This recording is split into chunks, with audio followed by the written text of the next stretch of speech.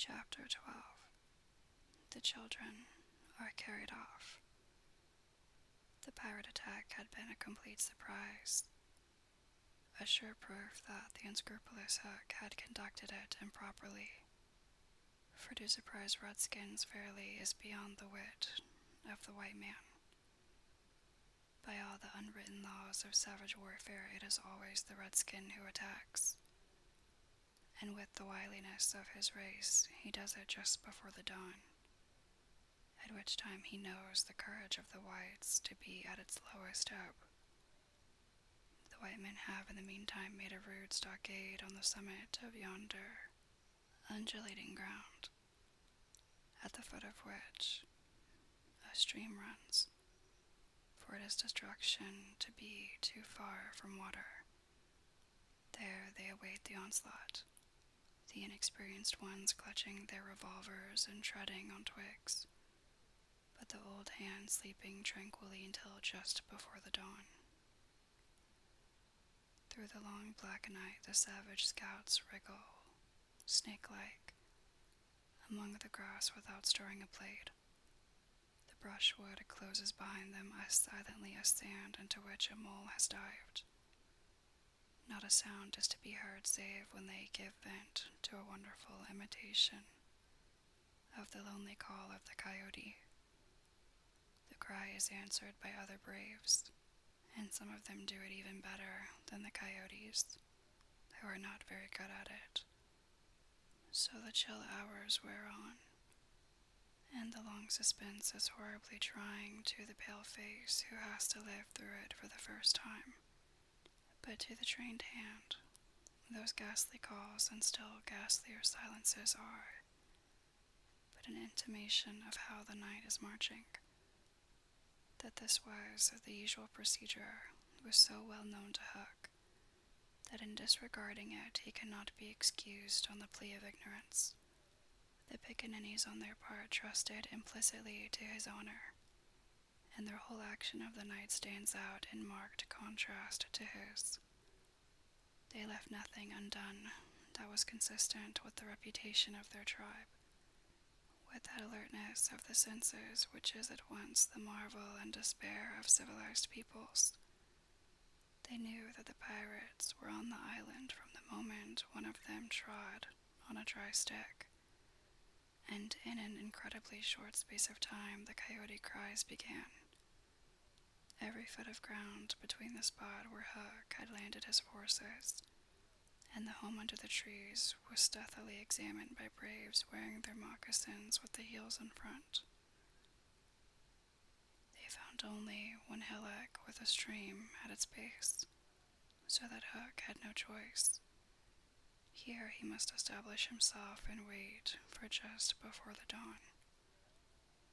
Everything being thus mapped out with almost diabolical cunning, the main body of the redskins folded their blankets around them, and in the phlegmatic manner that is to them, the pearl of manhood squatted above the children's home awaiting the cold moment when they should deal pale death, here dreaming, though wide awake, of the exquisite tortures to which they were to put him at break of day. Those confiding savages were found by the treacherous Hook, from the accounts afterwards supplied by such of the scouts as escaped the carnage. He does not seem even to have paused at the rising ground, though it is certain that in that gray light he must have seen it. No thought of waiting to be attacked appears from first to last to have visited his subtle mind. He would not even hold off till the night was nearly spent. On he pounded with no policy, but to fall to. What could the bewildered scouts do, masters as they were of every warlike artifice save this one, but trot helplessly after him, exposing themselves fatally to view, while they gave pathetic utterance to the coyote cry. Around the brave Tiger Lily were a dozen of her stoutest warriors, and they suddenly saw the perfidious pirates bearing down upon them. Fell from their eyes then the film through which they had looked at victory, No more would they torture at the stake. For them the happy hunting grounds was now. They knew it, but as their father's son they acquitted themselves. Even then they had time to gather, in a phalanx that would have been hard to break had they risen quickly. But this they were forbidden to do by the traditions of their race. It is written that the noble savage must never express surprise in the presence of the white. Thus terrible as the sudden appearance of the pirates must have been to them, they remained stationary for a moment, not a muscle moving, as if the foe had come by invitation.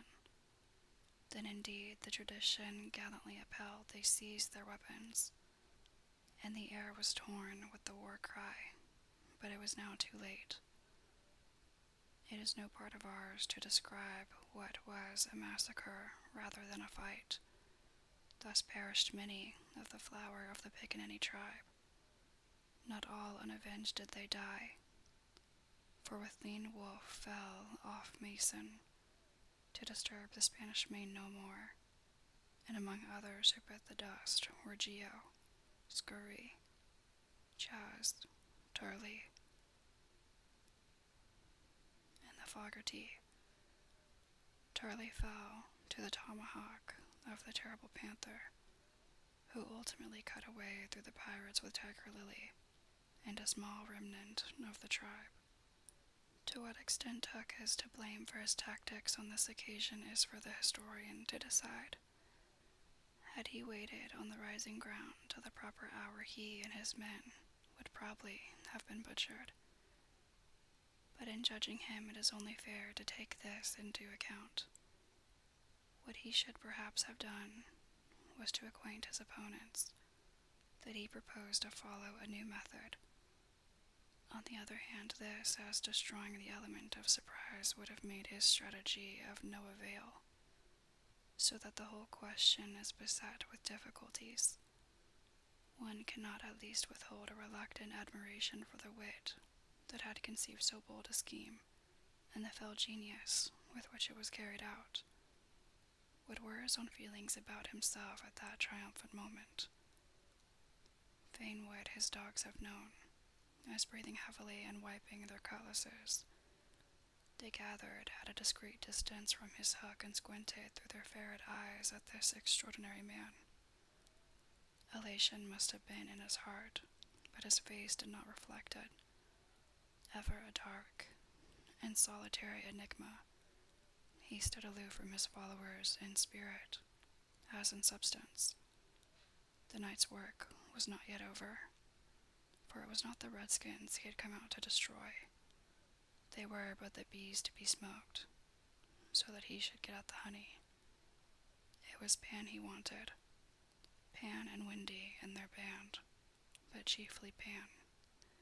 Peter was such a small boy that one tends to wonder at the man's hatred of him.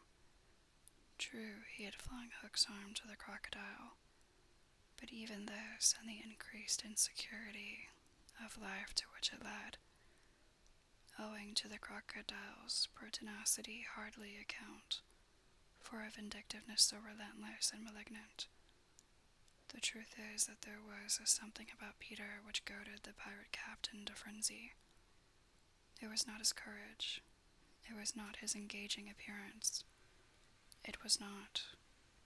There is no beating about the bush, for we know quite well what it was, and have got to tell. It was Peter's confidence.